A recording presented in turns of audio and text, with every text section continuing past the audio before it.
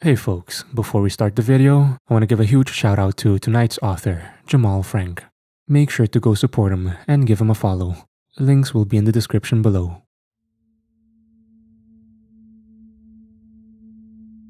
I'm writing this from my laptop, wedged in my closet with the door barricaded by my desk and dresser. I can hear them outside my bedroom door. Their voices are so calm, so loving. But there are other sounds too. And those are the sounds that are keeping me in here. It all started 3 months ago. My whole life has been a literal blur. I was born with astigmatism so bad, the optometrist used to joke I saw the world in permanent soft focus. I couldn't find my glasses on the nightstand without first fumbling for them like a blind man. Contacts were a daily, irritating ritual. I was 24, had a decent job, and I'd finally saved up enough. LASIK was my ticket to a new life. A clear life. The consultation was sterile and reassuring. The doctor was a sharp older man with an intense, almost predatory focus. He had this way of looking at you like he was seeing more than just the surface of your eyes. He talked about refractive errors and corneal flaps. Using a calm, authoritative tone that washed away any of my lingering anxieties, he mentioned a new, slightly experimental technique he was pioneering. He said it was more precise, offering a level of clarity that was unprecedented.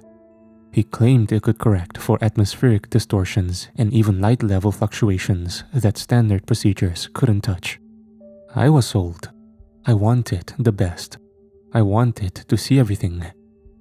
God, what a fool I was. The surgery itself was as bizarre and impersonal as you'd expect. The smell of antiseptic, the cold metal of the hip brace, the Valium they gave me making my limbs feel like they belonged to someone else. I remember the pressure on my eyeball, the smell of burning that they tell you is just the laser, and the doctor's calm voice narrating the whole thing. A perfect flap. Now we're reshaping. Just a few more seconds. Then darkness, followed by the soft application of bandages and shields over my eyes. The recovery was the hardest part. 2 weeks of total darkness. I was completely dependent on my family. My mom, my dad, my younger sister, they were amazing. They led me around the house by the arm, made sure I didn't bump into anything. My mom would cook all my favorite meals. The smell of her stew or roasted chicken filling the house. She'd sit with me, spoon-feeding me so I wouldn't make a mess. Her voice was a constant, soothing presence. Just a little more, sweetie. You need to keep your strength up. My dad would read to me for hours. Sports pages, fantasy novels, anything to pass the time. His deep rumbling voice was a comfort in the black void my world had become. My sister would change the music, put on podcasts, and just sit with me, her presence a silent reassurance. They were the perfect, loving family, and I was consumed with a profound sense of gratitude. I couldn't wait to see their faces again, really see them with my new perfect eyes. The day the bandages came off was supposed to be a celebration. We all went to the clinic together. The nurse was gentle as she snipped the tape and slowly unwound the gauze. For a moment, with the bandages gone but my eyes still closed, I felt a tremor of pure, unadulterated excitement. "Okay," the nurse said softly. "Open them slowly. The light will be very bright at first."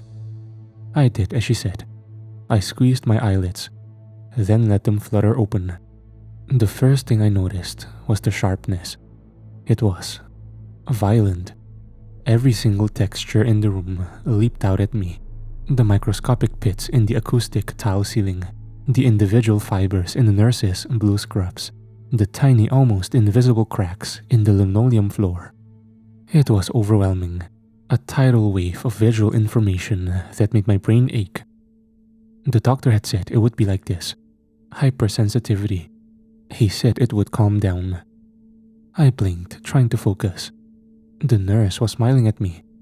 She looked normal, just a woman in her 40s with kind eyes and a slightly tired smile. Then I turned to my family. and my world broke. It's hard to describe what I saw because my mind refused to accept it for the first few seconds. It was like a cognitive blind spot, a visual glitch. My mom was smiling, her mouth moving, saying my name. But her face, it wasn't just her face. Fused to her jawline, wrapping up and around her left cheek, was something else. It was a pulsating sack of mottled, grayish pink flesh, veined with sickly purple lines. Two thin whip-like tendrils, no thicker than a worm, were coiled around her lower lip. And as she spoke, they twitched and adjusted, seeming to pull her lips into the shape of a smile. Her own skin seemed stretched and thin where it met this growth. I tore my eyes away, my heart hammering against my ribs, and looked at my dad. He was clapping me on the shoulder, his face beaming with pride. But from his chest, blooming out from under his collared shirt, was a larger, more complex structure. It was a fleshy, fungal-looking mass that seemed to have burrowed into his sternum. It was ripped, almost like a grotesque seashell, and it glistened with a thin sheen of moisture. A thick, tube-like appendage snaked up from it, disappearing under his chin and into his mouth. He wasn't speaking. The sounds were coming from him, but the fleshy tube was vibrating with the words.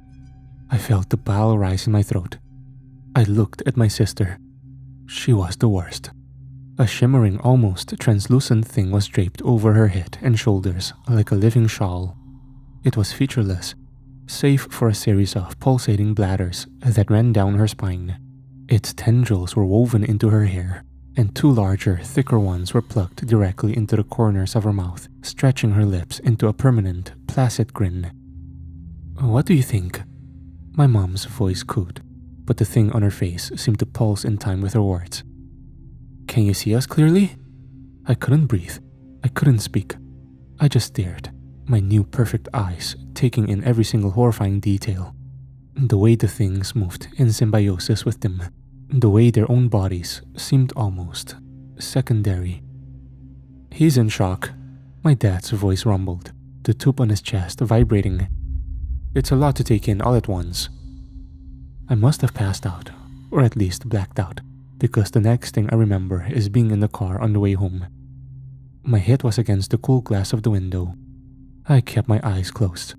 I told them the light was just too much. My head was killing me. They were so understanding. They bought it completely. The next few weeks were a living nightmare. I pretended my eyes were still adjusting, that I had a constant migraine. I spent as much time as I could in my room, in the dark, but I couldn't hide forever. I had to eat. The first time my mom brought me a tray of food, I almost screamed. It was her famous beef stew, the one I had loved my whole life. The smell was the same, rich, savory, a little bit of rosemary. But what I saw on the plate was not stew. It was a bowl of thick, dark red, almost black sludge. It moved. It pulsed with a slow rhythmic beat, like a living organ. Floating in the gruel were small, white, maggot-like things, writhing slowly. "Eat up," she said, her voice warm, while the parasite on her cheek quivered with anticipation. "You need your strength." I stared at the bowl, then at her. I watched as one of the tendrils on her face dipped into the bowl, scooped up a dollop of the writhing sludge, and pushed it into her mouth. She chewed, swallowed, and smiled at me. I threw up in the bathroom for 20 minutes. I learned to cope. I'd take the food to my room, flush it down the toilet, and claim I'd eaten it. I lived on protein bars and bottled water I'd smuggled into my room and hidden. But the water, even the water was wrong. When they poured me a glass from the tap, it wasn't clear. It was a viscous, faintly reddish liquid, like heavily diluted blood. Yet, they drank it down like it was nothing. They'd pour a glass, and the things attached to them would dip their own spiny little appendages into the glass first, before letting their hosts drink. The scariest part was how normal everything else was. I'd sneak out of the house sometimes. I'd walk down the street, and everyone looked normal. The mailman, the kids playing in the park, the woman jogging with her dog, They were all just people. It was only my family. Was I going insane? Was this some kind of rare, localized hallucination brought on by the surgery? A stroke? A brain tumor? I started watching them. Really watching them. I noticed that when they thought I wasn't looking, their movements became less human. My dad would sit in his armchair, and the fungal thing on his chest would periodically unfurl, revealing a dark gaping orifice that would let out a low guttural click. My sister would sometimes stand perfectly still for hours, staring at a wall while the translucent thing on her back rippled and shimmered, as if communicating with something I couldn't see. Then I realized my family never actually chewed. Their jaws moved, but it was the appendages of the thing attached to them that did the work, shoving the pulsating gruel into their mouths, where it was absorbed, not swallowed. The isolation was crushing me. I was terrified of my own family. Their loving touches felt like the probing of an alien species. Their kind words were a horrifying mimicry. I had to get back to the doctor. He had to know what was happening. He had done this to me. He had to fix it. I made an appointment under the guise of a post-op checkup. My mom offered to drive me. I made an excuse about wanting to take the bus, to feel independent again. The look she gave me. It wasn't her look. Her eyes were placid, but the thing on her cheek pulsed once, slowly, a gesture of what felt like suspicion. The hospital was a beacon of normalcy. The receptionists, the patients in the waiting room, the other doctors, they were all human, unadorned. I felt a surge of relief so powerful it almost made me cry. I wasn't crazy. The world was normal. Something was just profoundly, existentially wrong inside my own home. When I got to the ophthalmology department, I asked for the doctor who had performed my surgery. The receptionist, a young woman who looked bored, tapped at her keyboard for a moment. "I'm sorry," she said without looking up. "He's no longer with the hospital." My blood ran cold. "What? What do you mean? I just saw him a few weeks ago." "He resigned," she said, finally looking at me with a hint of annoyance. "Took an extended, indefinitive leave of absence. We were told he left the country." "Left the country? Where did he go? Is there any way to contact him? It's an emergency." My voice was rising, laced with a panic I couldn't control. "Sir, I don't have that information. We can schedule you with another doctor if you're having an issue." An issue? That was a really big understatement of what happens with me. I stumbled back from the desk, my mind reeling. He was gone, my only link to what had happened. My only hope for a solution had vanished. I was alone with this. I was about to leave, defeated, when an older nurse who was tidying up a pamphlet rack nearby caught my eye. She gave me a quick, almost imperceptible nod towards a nearby corridor. I hesitated, then followed her. She ducked into an empty exam room and held the door for me. "You were one of his," she whispered as a statement. Her eyes were full of a strange mixture of pity and fear. "The special clarity ones." I just nodded, unable to speak. "He left in a hurry," she said, her voice low and rushed. "Packed up his office overnight. Said he was going somewhere remote. He was always a strange man. Brilliant, but strange. Talked about filters, veils." She looked over her shoulder, down the empty hall. "He left this with me. He said if anyone came back, anyone who saw things differently, I should give it to them." She pressed a small folded piece of paper into my hand. It was a phone number, just 10 digits, written in a spidery, hurried script. "I don't know what it is," she said, already backing out of the room. "And you didn't get it from me. Good luck." She was gone before I could even thank her. I ran out of the hospital and didn't stop until I was at a payphone several blocks away. My hands were shaking so badly I could barely punch in the numbers. It rang once, twice, a third time. I was about to hang up when a voice answered. It was him. His voice was strained, crackly, like the connection was bad. But it was unmistakably the doctor. "Who is this?" he demanded, his tone sharp with paranoia. "It's me," I stammered, not even using my name. "The LASIK, a few weeks ago. The new procedure." There was a long silence on the other end of the line. I could hear the sound of wind and something else, a faint rhythmic clicking. He finally said, his voice dropping to a conspiratorial whisper. "So it worked. I wasn't sure. The clarity. You're seeing it, aren't you?" "Seeing what?" I nearly screamed into the receiver. "What did you do to me? My family? There are things on them. Monsters." "Not monsters," he corrected, his voice tinged with a terrifying mix of academic curiosity and awe. "Passengers. Symbiotes. They've been with us for millennia, woven into our very fabric.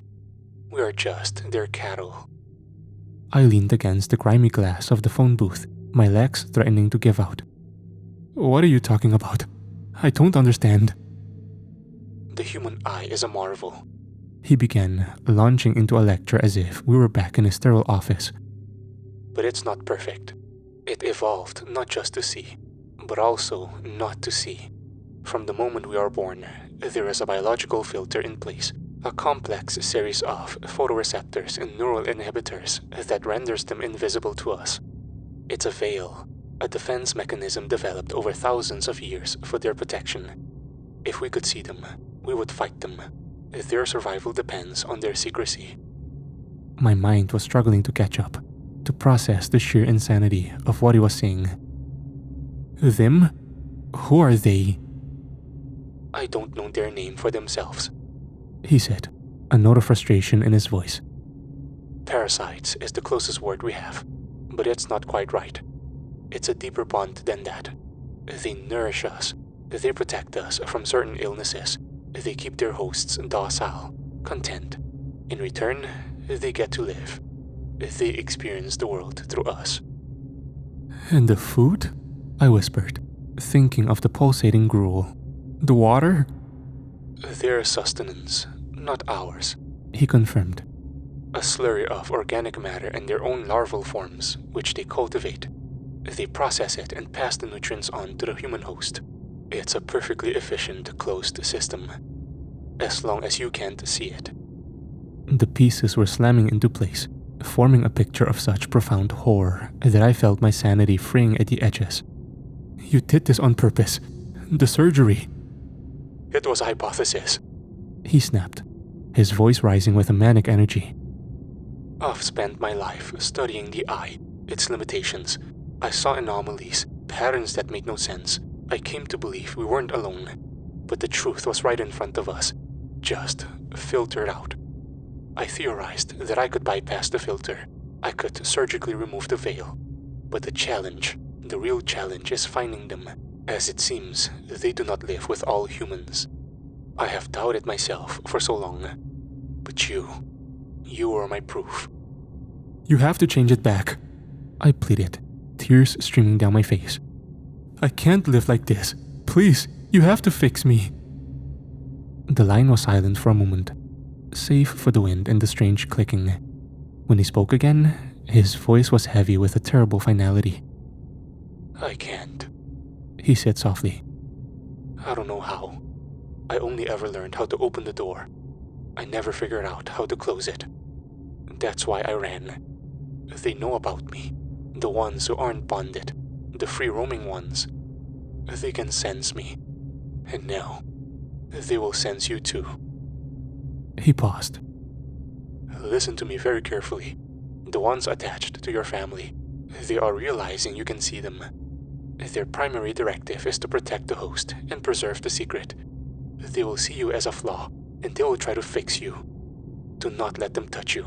Do not eat or drink anything they give you. And for God's sakes, do not let them near your eyes." The line went dead. I stood there for a long time, the dead receiver pressed to my ear. "Fix me." The word echoed in the hollow space where my hope used to be. When I got home, The atmosphere had changed. The pretense of normalcy was gone. They were all sitting in the living room, waiting for me. My mom, my dad, my sister. They all turned to look at me as I walked in, their movements perfectly synchronized. Their faces wore expressions of calm, loving concern, but their passengers were agitated. The thing on my mom's cheek was pulsing rapidly.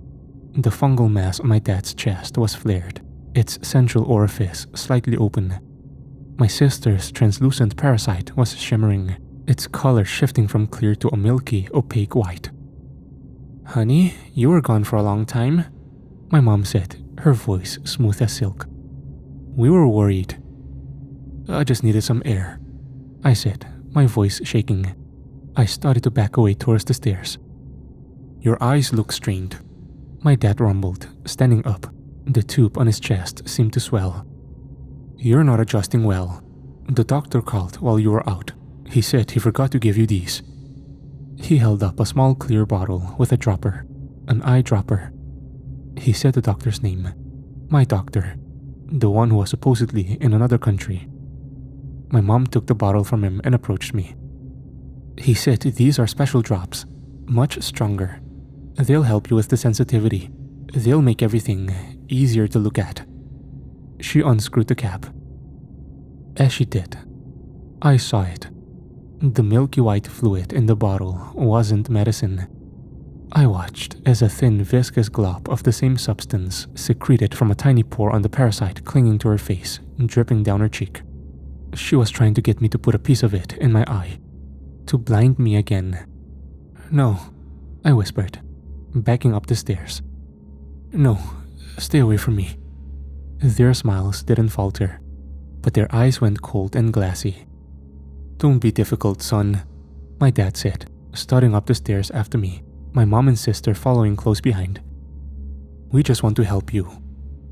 "We love you," my sister chimed in, her voice a flat monotone. The parasite on her head rippled, and two new smaller tendrils unfurled from near her temples, tipped with sharp-looking barbs. I turned and sprinted to my room, slamming the door and locking it just as they reached the top of the stairs. I heard the doorknob jiggle, then a soft, polite knock. "Sweetie, open the door," my mom's voice called. I scrambled to push my desk, my dresser, anything heavy in front of the door. The wood groaned under the weight. They tried for another hour, their voices never changing from that placid, loving tone. They offered me food, a special bowl of stew, they said, full of nutrients to help my eyes heal. I imagined the writhing larva inside, designed to grow in my gut and rebuild the veil from the inside out. I refused. Then, the knocking stopped. For a while, there was silence. I thought, prayed, that they had given up, but then the new sounds began. Underneath the floorboards and through the door, I can hear them. The soft, wet thud of my father's host body pressing against the door. But it's not a human sound. It's the sound of the hard, fungal shell on his chest bumping against the wood. And the clicking, a low, constant chittering sound. It's the sound of their real voices, the parasites communicating with each other. A series of sharp, wet clicks and low, guttural pops. I even felt it's hungry. My mom just started talking again, her voice as sweet as ever, dripping with honeyed concern. "Honey, please come out. We just want to make you better. We just want to help you see things the right way again." But as she speaks, I can hear it, right on the other side of the door. The frantic, eager clicking of the thing that wears her face. They were behind the door, just waiting. They know I have to come out eventually. I'm running out of water, and I am so thirsty. But I will not drink their blood-red water. I will not eat their writhing food. And I will not let them put their filth in my new, horribly perfect eyes. I can see everything now. And it is hell.